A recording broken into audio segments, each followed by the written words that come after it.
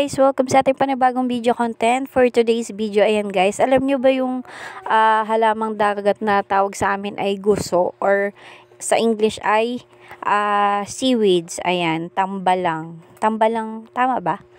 Ayan guys, masarap yan guys kilawin.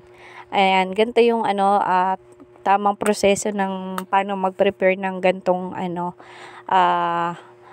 pagkain. Ayan guys, bumili lang ako nito nakita ko lang siya sa sa palengke. Ayan, kasi matagal na akong hindi nakakain nito. Pero mas masarap yung lato. May lato sana doon, kaso lang ang pangit na ng basta pangit na yung texture ng lato, kaya hindi na ako bumili. Yan na lang binili ko. Bumili ako, 250 daw yan ang kilo. Tama ba? Basta bumili lang ako ng halagang 50 pesos guys. Ayan, madami-dami na din. Tapos nilinisan ko lang siya. Ayan, inayos ko lang ng paglinis. Tapos hinugasan ko ng tubig. Tapos yan, pinutol-putol ko na rin siya guys ng maliliit. Kaso matigas pa din yung iba. Karamihan sa kanya matigas talaga. Tapos yan, nilagyan ko lang siya, binalian ko lang ng mainit na tubig para medyo lumambot, kasi pag kinain mo matigas pa siya guys eh. Ayan guys. Inano ko lang na mainit na tubig. Tawag dito, banlawan lang natin mainit na tubig. Ayan, para medyo lumambot siya, para pag kinain mo hindi sobrang tigas. Yung iba pinapakuluan pa yata to, pero mas masarap siya pag lang siya, yung hindi siya direct na papakuluan. Ayan. Tapos nagayat na rin ako guys ng ng kamatis at saka sibuyas. Tapos yung dahon ng sibuyas sinama ko na din guys. Ayan.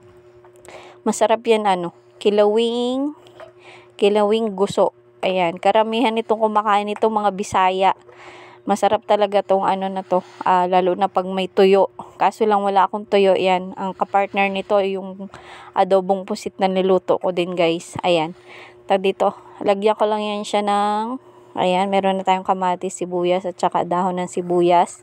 Tapos nilagyan ko siya ng suka. Tapos nilagyan ko na rin guys ng konting asin para malasa-lasa yung ating ang ating guso. Ayan. Shoutout dyan sa mga Bisaya na favorite ito. Ayan, lalo na pag may katihan or hubasan ang tawag sa amin. Ayan, makikita ito. Lalo na yung lato, masarap talaga. Ayan guys, yung aking nahiwa na, hinalo-halo ko lang. Tapos yung ating seaweeds or guso. Ayan guys, na ko na yan, hindi na masyadong mainit, pero nauso pa din. Tapos pinili ko lang siya guys, yung malalambot, yung matitigas hindi ko na sinama. Kasi ako lang naman at saka yung kapatid kong kakain yan. Sila hindi naman nakain, iba namin kasama. Ayan. Relate dito yung mga Bisaya na mahilig talaga nito, lalo na yung napunta sa mga katihan, doon naghahanap nito. Yung lato sa amin ang pinakamaramihan lato. Ayan.